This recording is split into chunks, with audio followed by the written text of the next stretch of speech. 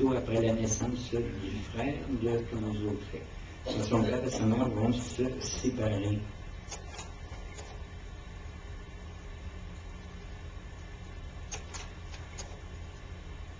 Alors maintenant, Guy peut nous lire un court extrait du texte de Généret sur la comtesse de Toulouse.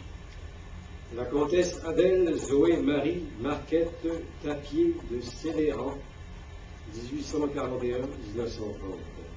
La mère du peintre était issue d'une vieille famille de la province d'Aude, apparentée au Toulouse-Lautrec depuis le XVIIIe siècle. C'est ainsi qu'en épousant le comte Alphonse Charles-Marie de Toulouse-Lautrec-Montfat, Adèle épousait du même coup son cousin. Après la naissance de leur second enfant, le couple se sépara. Adèle vécut ensuite au château de Malromé. Lautrec fut très proche de sa mère, qui se montra toujours très dévouée et compréhensive, et l'aida financièrement. Elle lui servit plusieurs fois de modèle. Lautrec la représentait toujours dans une attitude posée et empreinte d'une certaine mélancolie. Connue pour sa générosité, la comtesse fit don en 1922 à Albi, ville natale de son fils, de son atelier que l'on peut visiter aujourd'hui dans le musée du Palais de la Verdi. Alors, le fait que Néret nous précise que l'on peut visiter aujourd'hui, j'attire votre attention là-dessus. Quand on parle d'un artiste du passé, on ne parle pas d'une nostalgie du passé, mais on parle bien de l'actualité. Les tableaux qui sont à Albi sont bien d'aujourd'hui, même s'ils ont été peints il y a quelques années. Ils nous sont présents au même titre que moi maintenant ici.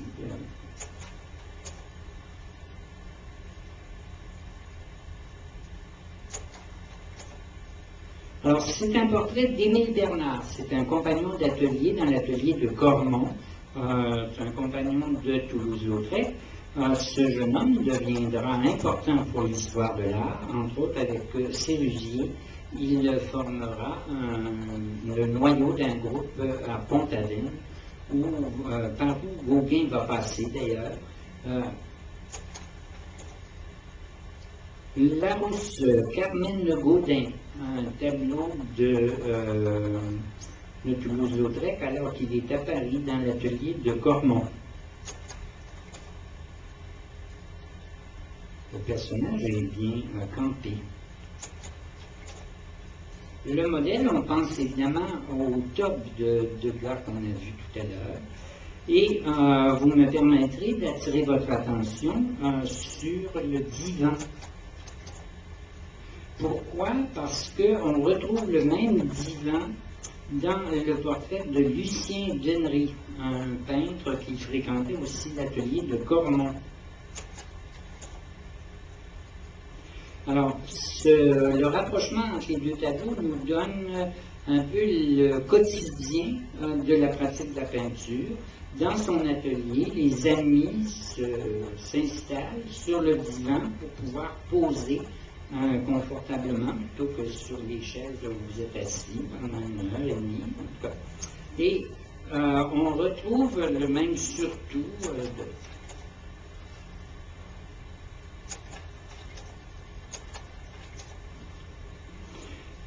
Toulouse-Lautrec fera la rencontre de Suzanne Valadon, qui va devenir sa maîtresse.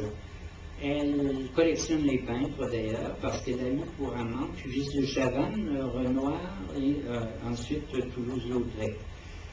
Elle aura un fils qui deviendra Maurice Utrillo.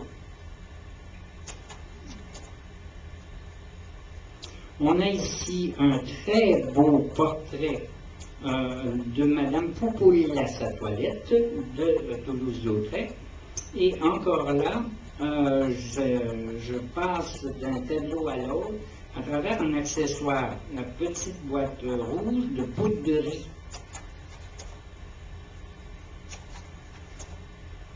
Un portrait de Suzanne Valadon par Toulouse, un très beau portrait. Et encore là, la petite boîte de poudre de riz.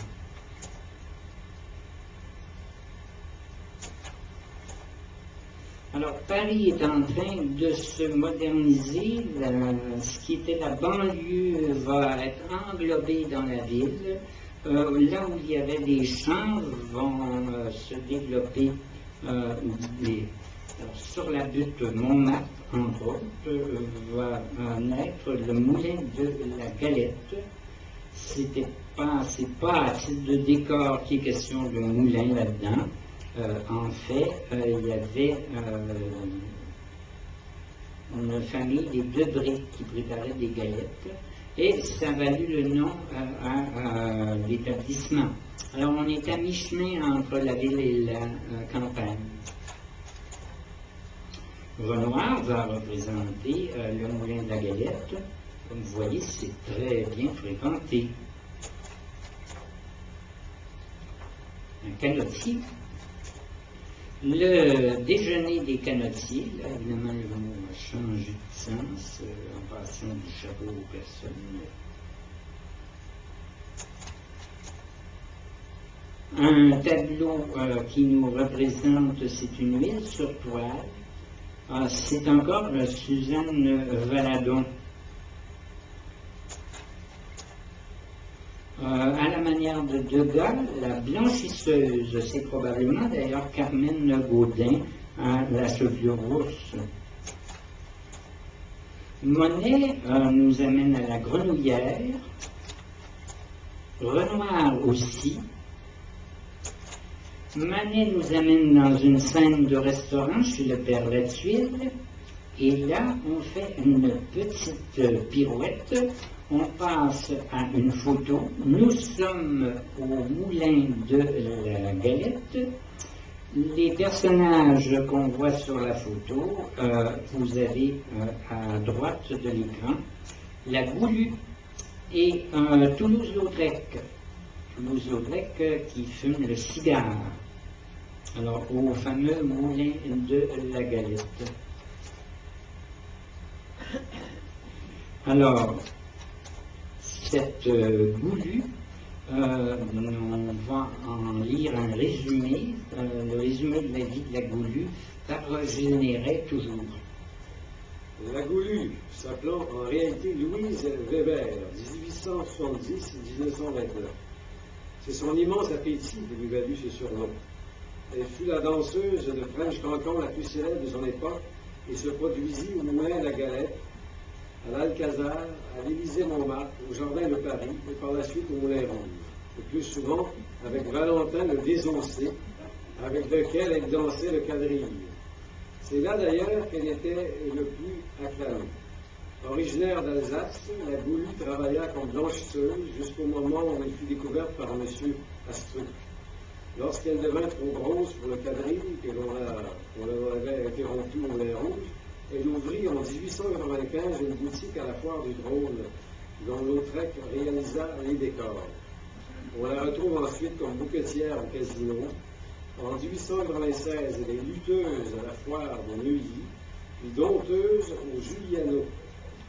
Plus tard, elle partage la vie d'un homme qui l'exhibe en 1900.